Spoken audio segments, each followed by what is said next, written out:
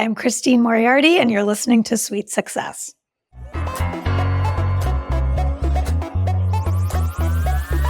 You've just checked in to Sweet Success. Join me, Katie Cline, for exclusive conversations with hotel executives, hospitality leaders, and industry innovators. Together, we'll uncover the strategies and techniques these masters of hospitality relentlessly refine. Whether you're already in the industry or just starting out, tune in every week to unlock the secret to your sweet success. Hello, everyone, and welcome back to another episode of Sweet Success. I'm your host, Katie Cline, and today I am beyond excited to welcome the remarkable Christine Morairty to the show. Christine and I work together at Starwood Hotels and Resorts, the company where she started her illustrious career in hospitality. She was looking after marketing for the W Hotels in New York City until she accepted the ultimate dream job, overseeing marketing and communications for W Bali. After living in Indonesia for 2 years, she returned back to the States, moving to the Bay Area to work for Palisades Hospitality Group. Now, as the Vice President of Brand and Marketing, Christine leads the strategy for a portfolio of more than 20 boutique-style properties. Under her watch, she successfully repositioned hotels to receive prestigious industry recognition, such as Michelin Keys, and led buzzy openings for hotels like the Madrona in wine country. Christine, thank you so much for joining us today. Thank you for having me. It's so great to reconnect with you, Katie. It's so nice to see you. And I know I covered a lot in that intro, but tell us from your perspective, in your words, how you got started in hospitality.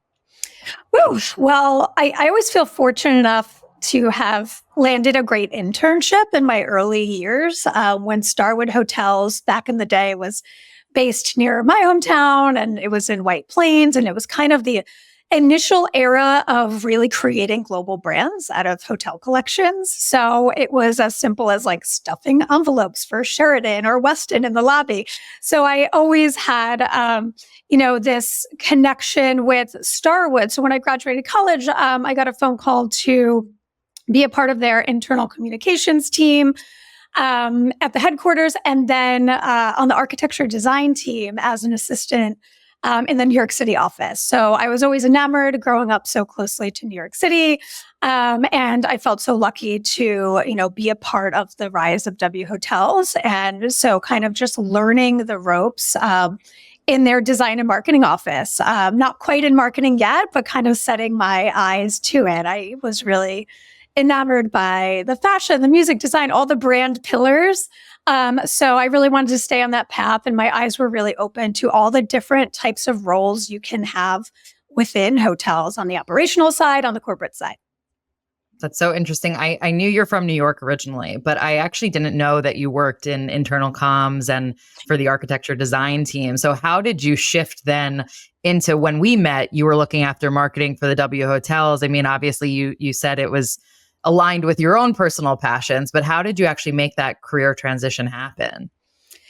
Yeah, so I think the internship, like I said, it kind of opened my eyes to the various departments. So I was able to just kind of like stay curious and form the right connections. So when the opportunity opened up to grow my career in that direction, then that was great. So I was fortunate enough to work for the area regional director, Vera Manukian, who's so amazing. She taught me everything I know. I was her assistant for some years, actually sitting in the hotel for the first time. So I was always on the corporate side. And so seeing some of these events coming to life, learning how a hotel actually works. So she really supported that transition. I think just raising my hand and saying, I want to learn about marketing. How can I shadow? I'm such a big proponent of like shadowing a department and like creating that exposure to learning the job, kind of doing the job before you get the job, spinning off projects wherever you can. And that's kind of what you get from a big company like that, which Starwood was so great at like fostering those environments.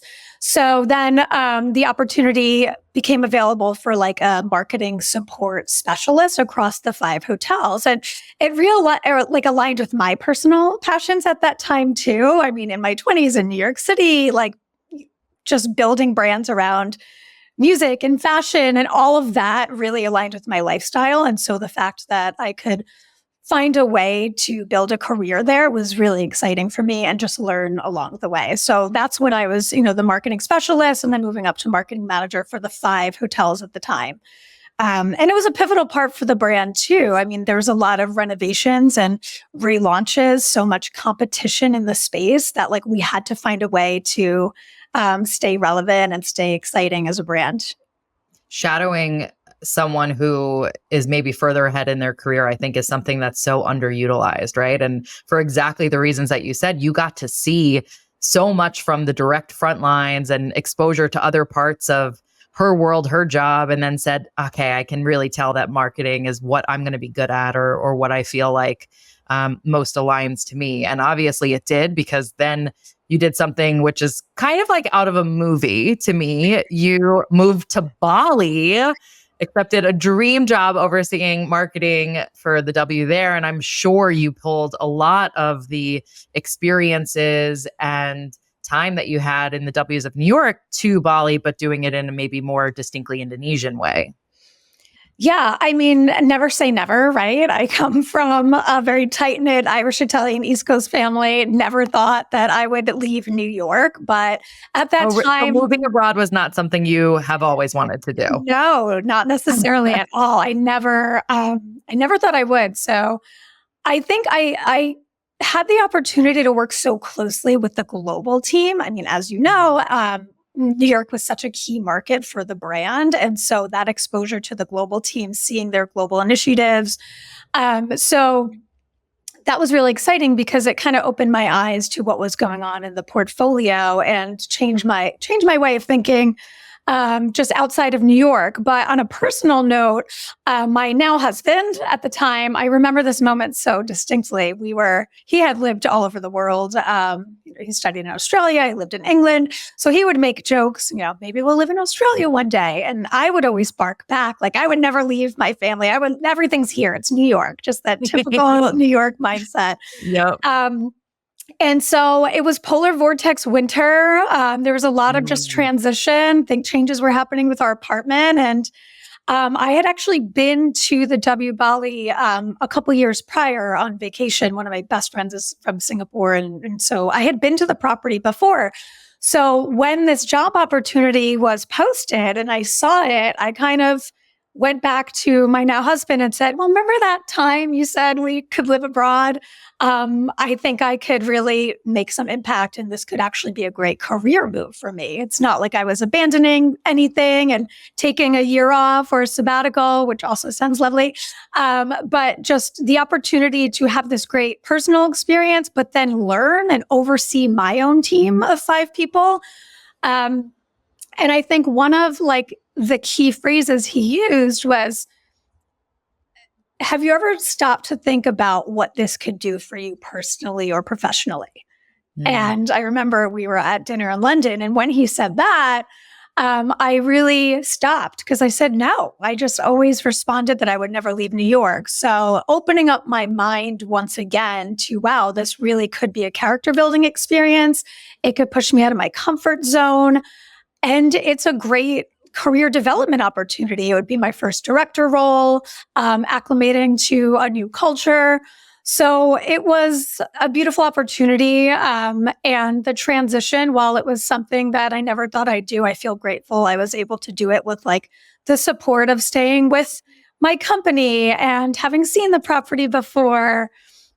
So it didn't come without its challenges, but it was one of the best experiences that helped shape my life and the future of my career. Ready to future-proof your business? The Future Laboratories consumer foresight and trends intelligence platform, LSN Global, just got smarter. Introducing Ember, a new generative AI tool. Ember transforms LSN Global into your personal foresight research team. Faster, smarter, and more powerful than ever before. LSN Global connects you with the trends, data, and insights shaping tomorrow's business landscape. And now, with AI-enhanced research, it's your trusted intelligence partner. Head to lsnglobal.com/membership to book a demo or become a member today and try the beta version of Ember. research has never been this seamless. And amazing that you had the support in your now husband, boyfriend at the time. It's funny, my experience was almost the opposite in the sense that I was the one who said, I want to move to London. I want to live abroad one day. And my husband kind of, nodded his head like, this will hopefully go away one day and I won't have to deal with her continually bringing this up. And then it was when I received the opportunity with Marriott after the Starwood acquisition to move to London that, that's really when the rubber hits the road, right? Like, are they going to support us? Are we going to support each other in things that, like Caleb said to you, help you grow both professionally and personally? Or are we going to stay comfortable? And, it was a big, like you said, how you remember that moment so well and so crisply. I feel very similar in the sense that I'll never forget having that conversation with my now husband and saying, here's all the details. Everything's ironed out. Every possible question you can have. Are we going to do this? Or are we going to say no? And I think you had a little bit of a push where I had a bit of a pull where he was more like, I guess we can't say no. I'm like, you did this. You planted the seed. But yeah. Exactly. And now obviously you're back living in the Bay Area or for the first time you're living in the Bay Area. What prompted that move? So Caleb's from the area originally. And I think after 2 years abroad, we went there for my career and that support was there. So then it was time for him to build his company. And after living on the island for 2 years, we just weren't quite ready to get back to the grind of New York City. It will always be a part of us, but a Northern California chapter where him and his business partner were growing their company just felt right. And similarly, I had passed through one specific neighborhood in San Francisco years ago, and I always made a subtle mental note of it. I was like, wow, it's right by the beach. It's away from the city. It's residential. And I just loved it. So that was always appealing to do this sort of Northern California chapter for us and just kind of challenge myself with a new city. We have a great foundation here, some family and friends as well. And 7 years later, here we are. And what is the neighborhood? It's Ocean Beach. It's outer Richmond and Ocean Beach. And it's not a warm beach by any means, but it's a west-facing beach, which I had in Seminyak, Bali. So I'm like, I could see the sunset. I could deal with, maybe not having dishwasher or not as much square footage, but I'm all about location and day-to-day happiness. It's funny, the mind warp that New York gives to all of us, right? My husband still makes fun of me because I had once said to him before we moved to London, I could live in Manhattan forever, and I don't know if I've changed, if the city's changed, probably both of those things are true to an extent, but you're right. When you leave and then you come back, you see it a bit differently and you maybe have more priorities. Like you said, seeing the beach doesn't sound so bad from your window. Completely. I might not have my own backyard, but the beach is my backyard, and so is Golden Gate Park. So it's all where you go. Then it just felt like a good lifestyle here. And it worked out for you career-wise, obviously, because now you're working for Palisades Hospitality Group. You're overseeing marketing and PR for them. What do you think the biggest differences are from coming from a larger organization to now working for a smaller one, at least in terms of number of properties? Yeah, and scale too. I think jumping to the boutique side was an exciting challenge. I think my experience with Starwood and W Hotels, a bigger corporation, bigger teams, really equipped me well to transition to smaller because there was a lot of great foundation built that just doesn't exist at that level. Taking a step back, yes, I found Palisades Hospitality based just over the bridge in Mill Valley. I took a couple months off work and I was trying to dabble in other areas of marketing. San Francisco's a big tech hub, but ultimately I found this boutique hotel collection, Mosaic Hotel Group, which is, the hotel arm of Palisades. And the job description was a lot of what I had done at W Bali and W New York, but in a different, through the lens of a boutique property versus a global powerhouse brand. So I think the biggest difference is, resources and support. There's just less resources. So you have to wear so many different hats, but I actually think that's a really exciting thing. That's what's kept me there for 7 years, is because there's that empowerment, that freedom to choose like consultants or agencies, or just, have a little bit creative freedom throughout the process. While it's great that, the global powerhouse brands and larger hotels have more people to support, what Palisades has allowed me to do is really kind of flex that muscle and be able to be a strategist, but then still be like in the trenches with the team, like bringing it to life. It's allowed me to like really pair different partners with different projects, which I've built up a team of third-party, friends, consultants, partners that feel like my in-house team. And a lot of that stuff's like really built in already at the global level, which is great for its own reasons. But I think flexibility and more creative power and more immediate impact is what really keeps me kind of loving the boutique side. You considered leaving the industry, but that siren call was too strong. You had to come back, of course. It really was. Yeah. I was like, this, there's some like hospitality adjacent. And, San Francisco is such an exciting place for innovation and the startup culture. And it could also be really intimidating.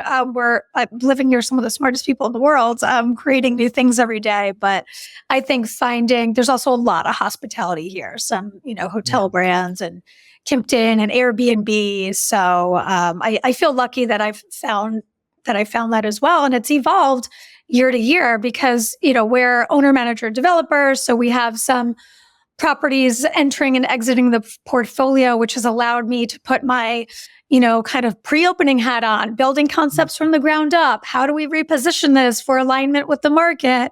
And then like more like pure management deals. So it's felt like a different job every year, in a good way. It keeps me challenged. It keeps me, my skill set, flexible and diverse enough where there's no room for boredom.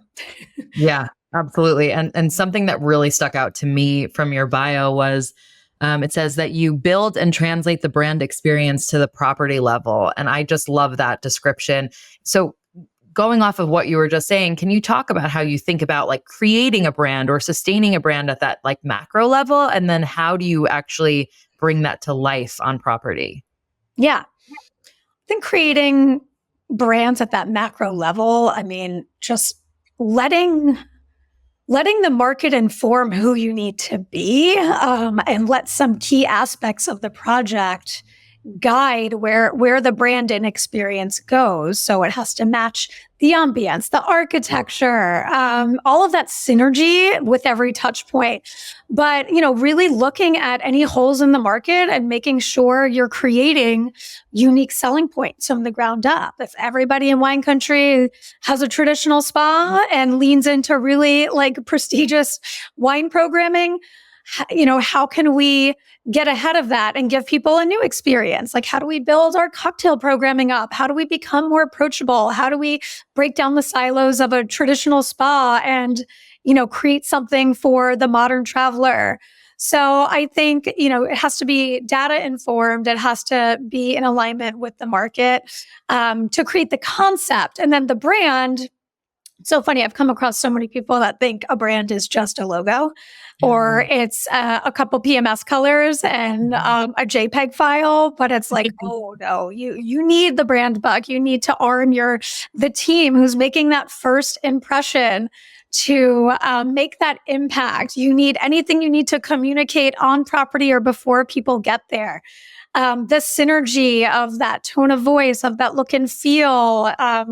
Is it a piece of paper next to the nightstand that a front desk agent pulled out? Or is it a beautifully compiled insider guide in the right colors that, really speaks to what the guests are doing? I think a great brand, really knows their audience and their guest and how they're going to be spending time at your property and fostering that environment at every touch point.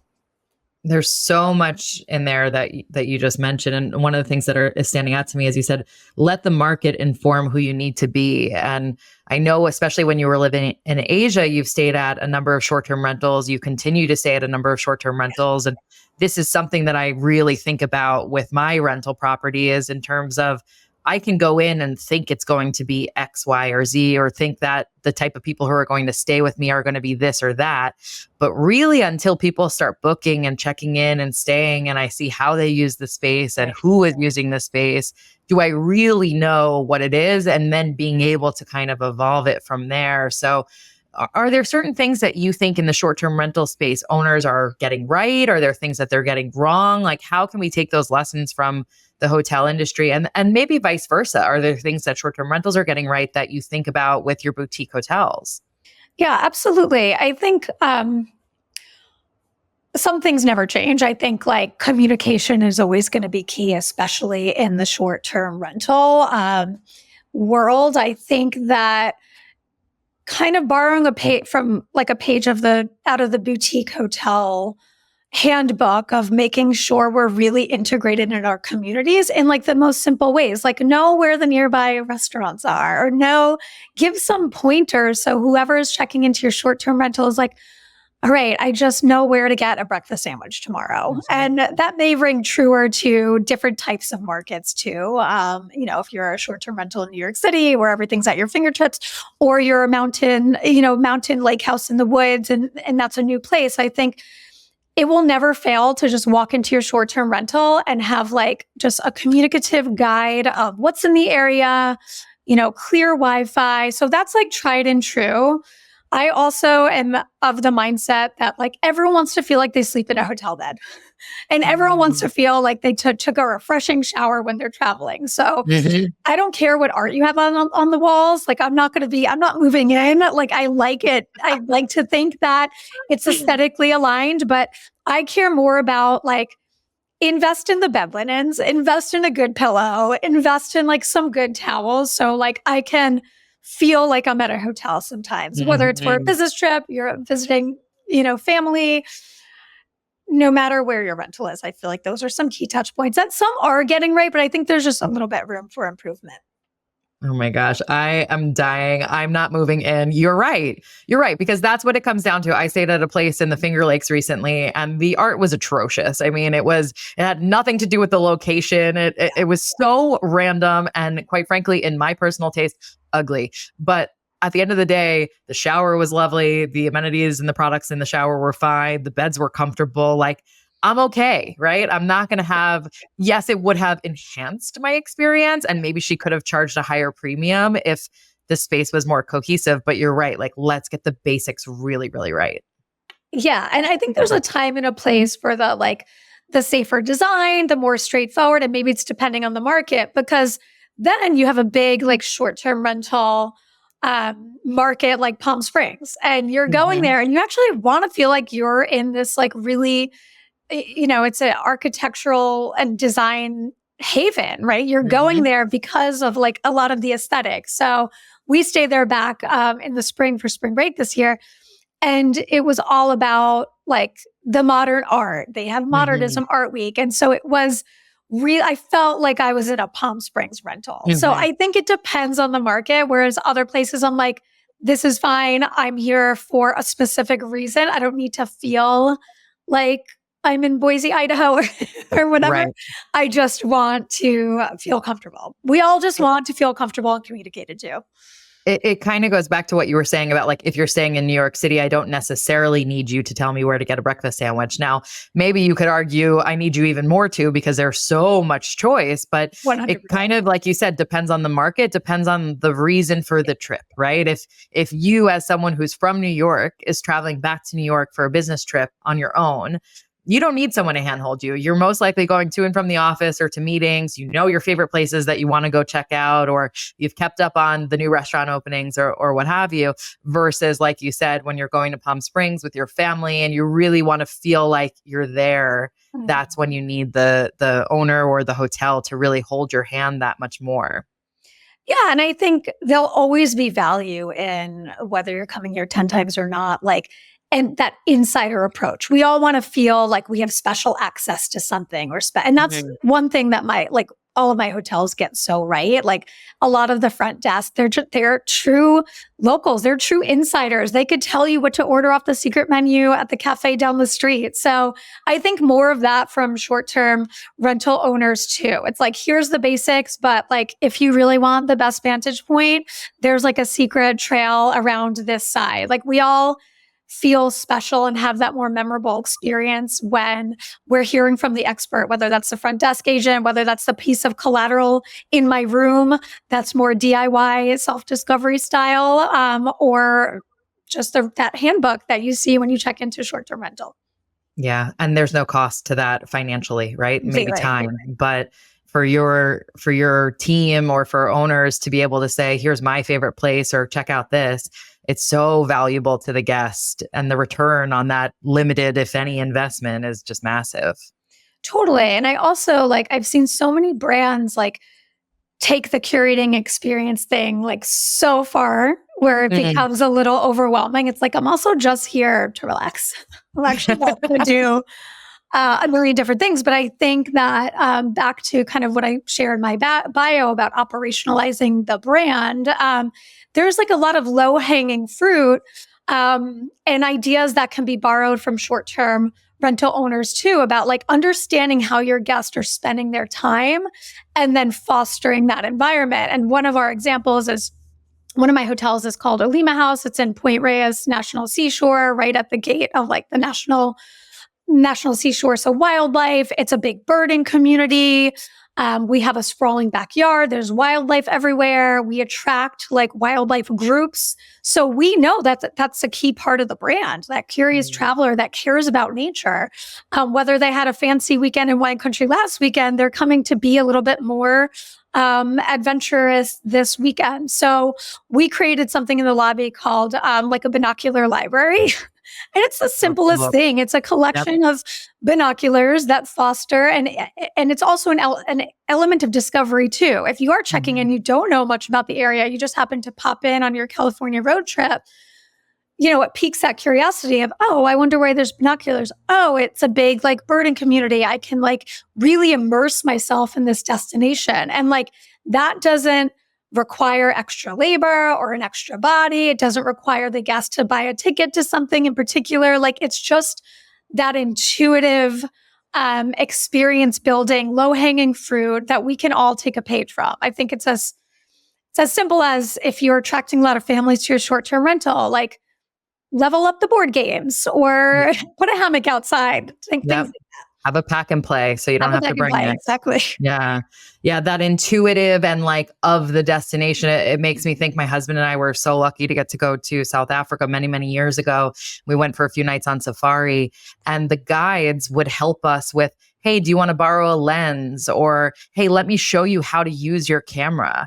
And that's not what they were paid to do, right? These were wildlife experts, but because they were out and about all day, every day, looking at incredible wildlife with guests, they also happened to be really passionate photographers as well. So the fact that they could teach me about the wildlife, but then also teach me how to capture, not actually, but on photography, capture the wildlife, that was just such an elevated experience, and then kind of made me come home and want to invest more into my camera and my skills from that. So it really, what you guys are doing with the binocular library, I feel is very akin to that. Mm-hmm. Absolutely. So on a personal note, I know that you have started to invest in real estate yourself. So tell me a bit about that. Yeah. So we knew we wanted to start investing in real estate, but we also knew that we didn't want to move out of the city, and it's very expensive to buy a home in San Francisco. And whether I was still in New York or San Francisco, we're kind of city renters, invest elsewhere. But we weren't quite ready to find that lake house, that's the ultimate dream, is find our lake house soon, a place that we can use. So we wanted to go in with a niche strategy. So we have family in Idaho outside of Boise, and they have some real estate properties as well. And they're in the medical business. So they have always rented out to med students, and it's worked well for them. So I think Caleb and I are smart enough to know we don't have a ton of extra bandwidth to be landlords or property property managers in the day to day. So having my sister-in-law, my brother-in-law support on the property management side made the Idaho market an obvious one for us. And especially out of COVID, these secondary, tertiary markets, Boise blew up. Like a lot of that was happening. So we landed just outside Boise because there's a new hospital, and my brother-in-law being in the medical field, sister-in-law property manager, we wanted to go in with the strategy of like renting to students by the room.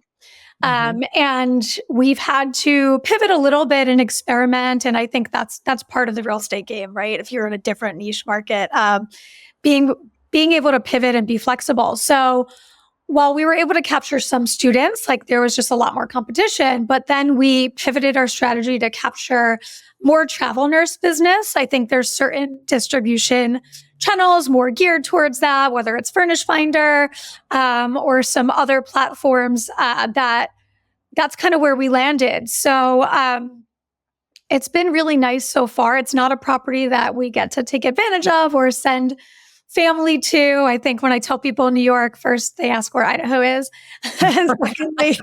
Secondly, they envision it's like the beautiful lake house that we go spend Christmases at on the water. But it's not. It's just like we got it. We wanted to get into the game. We believed in it. We wanted to have an asset. We weren't willing to change where we're raising our daughter or change our lifestyle, quite honestly. So going in with that strategy in Idaho. And it really goes back to what you talked about earlier. Let the market inform who you need to be, right? You went in with one notion. It may or may not have panned out that exact way, but you thought, okay, the market is actually telling me travel nurses are big here. So is that more of like a midterm rental strategy now? Like people staying for a few months at a time? Or you said furnished finder, so I assume you furnish the space? Yes, we furnish the space. And I guess that's probably the more correct term, more midterm, like 3 to 6 months. Right. And then we've had to lean on short term in the interim when we're between tenants. So to being able to turn Airbnb on and capture a group of friends that are, going to spend time, in Boise. So we've had to be flexible and test different things. And if we end up turning it into a long-term rental down the road, that's fine too. I just think going into it when it was time, because that was part of the strategy was to furnish it.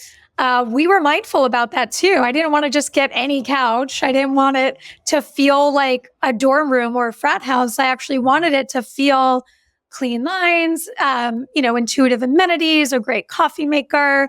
So I think that was like the hospitality bone in my body of like, no matter what the strategy is here, we have to really think about the guest and beyond.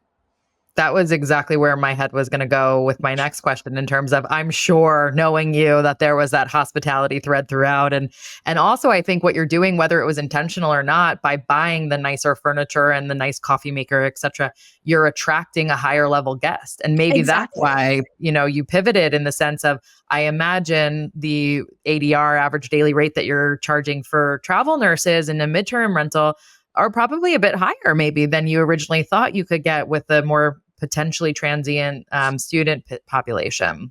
Exactly. Yeah. Exactly. So I guess going back to hospitality, $1 million question, any predictions for what you see ahead in our lovely world?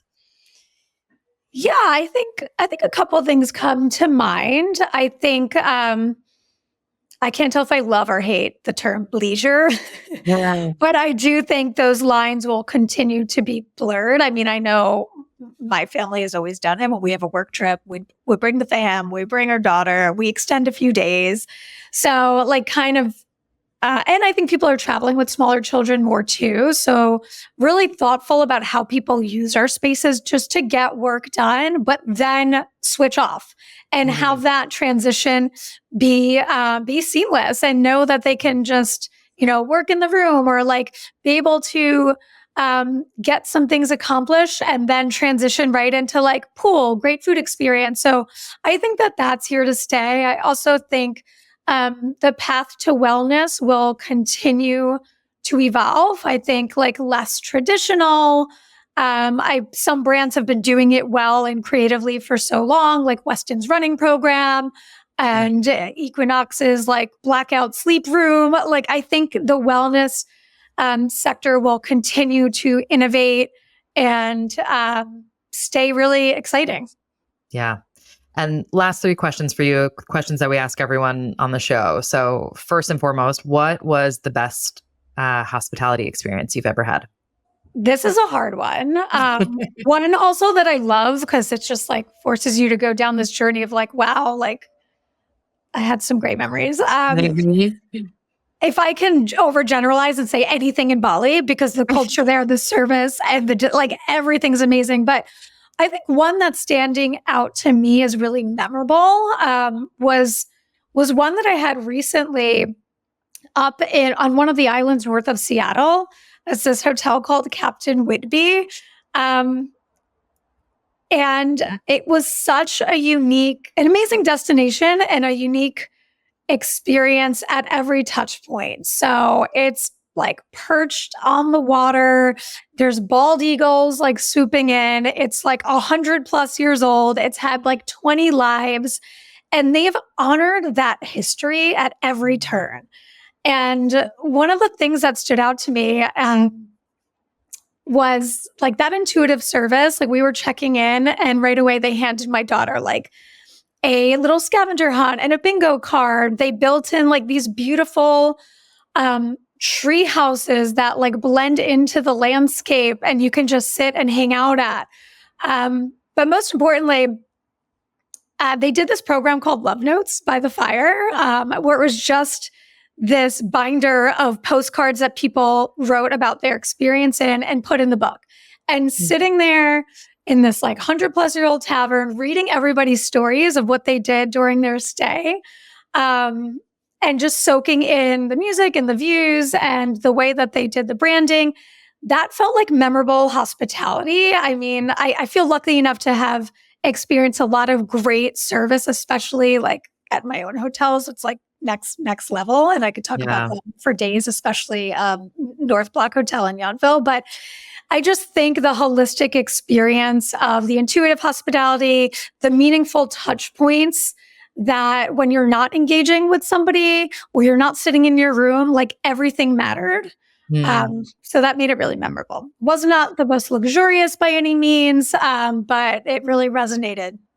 Yeah, it's really a theme that I'm hearing is it doesn't actually need to be luxury. It's these things like that. Love Notes is really building community, right? Whether people are with you physically there or you're just kind of attached to them through the notes that you're reading or, you know, the touches that they did for your daughter. I think this is such an underutilized space in the sense that those of us who are booking the trip might be the ones paying for it. But if you make our children or our pets feel really special and welcome, that means a lot to us too, right? So I guess on one side, you have this incredible hospitality memory. What was maybe a worst hospitality experience that sticks out?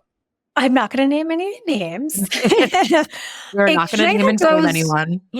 Yeah, it kind of goes back to one of the concepts I mentioned earlier about like over curating all these experiences, but then missing the basics. So at a really high rate, like a certain level of expectation. So I remember walking into my room and there was like this whole book of things to do. But when it came time at night, just to like have a s'more, which probably would cost the hotel maybe $1 at cost, they like chased me down with a bill from the bar. I was like, oh, I just assumed that would be kind of part of like a complimentary experience at this level, at this rate. And at that same property, I think going back to like building the brand and carrying it through at the property level, I mean, training is such a big piece of that. If your, front desk team and your welcome team on the ground isn't really passionate and excited and understanding of the brand and in alignment, it falls flat. So if I'm checking in and someone walks me over here to show me a brand ritual, but the delivery is completely flat or not inspired, I'm like, oh, I feel like they're just ticking a box. Whereas like there could be so much story there and meaning. So I think that was, it wasn't necessarily an example of like really bad service. In my opinion, it was just kind of missing the mark and being a little out of touch with that key piece of the puzzle, which is honestly how I grew a lot in my career, even when we worked together at W, was like really learning and absorbing everything W's building and why, and then like bringing it to life at the property. Because if it's not being brought to life meaningfully and thoroughly, then it's confusing and it's a lot of kind of wasted effort. The s'mores example is such a small one, but such a powerful one, right? Like, I mean, there's a restaurant down the road from our place in Lake George that does free s'mores, and it's not luxury or fancy. And actually, you don't even need to buy anything. You can just go make a s'more if you really wanted to. I mean, the likelihood of that is small, right? But the taste that it left in your mouth, no pun intended, of them chasing you down to charge you for a s'more versus if they had just, gave that as a complimentary experience, like, oh, it's a really illustrative one. Totally. And then last question for you, what does hospitality mean to you? And is there anyone or any brand that you feel like has truly mastered it? I think it comes down to like feeling welcomed, feeling at home, yet a world away at the same time, which is an interesting balance to strike, right? You want the comforts of home. You want that intuitive service. I know at Olima House in Point Reyes, if you show up with the dog, they'll give you a signature bandana. It's just that welcome that you feel like I'm at home here. But I also want to feel like I'm in a new place. And I think that comes through the team and how they interact with you. So yeah, it's intuitive service. It's the feeling of welcome. And yeah, it's a lot of things, but that's what bubbles up to the top. Is there anyone that you're like, they have got it down?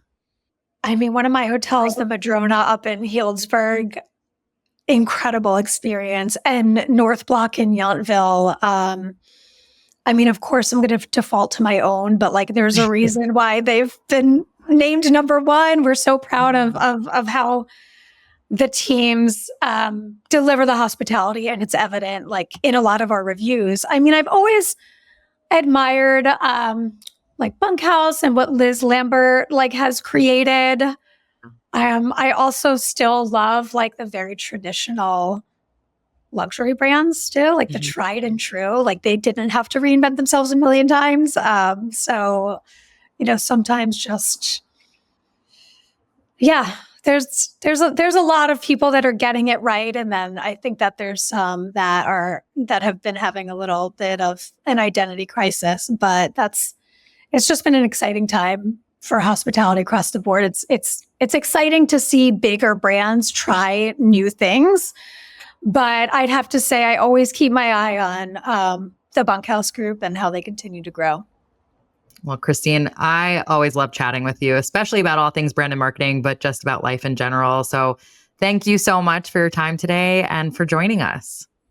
Thank you so much. This was lovely as always. And talk to you soon. All right, everyone. It's time for today's Sweet Summary, where I break down the key insights and actionable takeaways from today's conversation. Guys, how fun was it chatting with Christine? She had me laughing and honestly just left me with so many aha moments. I loved when she said, let the market inform who you need to be. I mean, this is such a simple but powerful mindset shift, particularly for a perfectionist like me. But it's a good reminder that everything doesn't need to be final when you launch. We need to pay attention to what the market is saying. Maybe we thought that our hotel or our short-term rental was going to be for a group of couples or adult friends. And actually, you see a lot of people with young children booking. How are we updating our amenities? Maybe physically providing pack and plays, but also virtually. Are we expanding our local recommendations to include parks and playgrounds? I saw this come through in Christine's personal story too. First, with her move to Bali. She thought she would never leave New York until her husband asked her, have you thought about what this move could do for you both personally and professionally? I mean, what a great sentiment right there. She let the market inform who she needed to become. She also did this with her real estate investment, first thinking her target market would be one group, and quickly pivoting when she realized that the market was clamoring for something else. As Christine so eloquently summarized, let the holes in the market become your unique selling points. I also loved her focus on simplicity. She reminded me not to overcomplicate things, to focus on the basics and to get those right. When she was talking about short-term rentals, I laughed when she said, "I'm not moving in." Her point was she's more willing to forgive bad art being hung on the wall than she is bad Wi-Fi or bad linens or scratchy towels. I like how she said that everyone wants a hotel quality sleep. I mean, isn't that the truth? We need to get the basics right every time before we advance to more complicated levels like programming and events. And in a way, the conversation with Christine really all comes down to adaptability. How do we continue to evolve our properties? How do we stay ahead of constantly changing customer expectations? And probably most important of all, how do we nurture our own personal growth? Oftentimes, it's by doing something we once thought was impossible, like for Christine, leaving New York. And that concludes another episode of Sweet Success. If you enjoyed today's conversation, please subscribe, rate, and review the show. We all know how important those 5-star reviews are. I also want to say a massive thank you to each and every one of you for tuning in. It means the absolute world to me. And I'd love to hear from you. If you have ideas for future guests, new topics to cover, or even just want to say hi, don't be shy. Message me through our website, sweetsuccesspodcast.com, or on social media at Sweet Success Podcast. That's sweet like hotel suite. Once again, I'm your host, Katie Cline, and I'm super excited to see you all next week.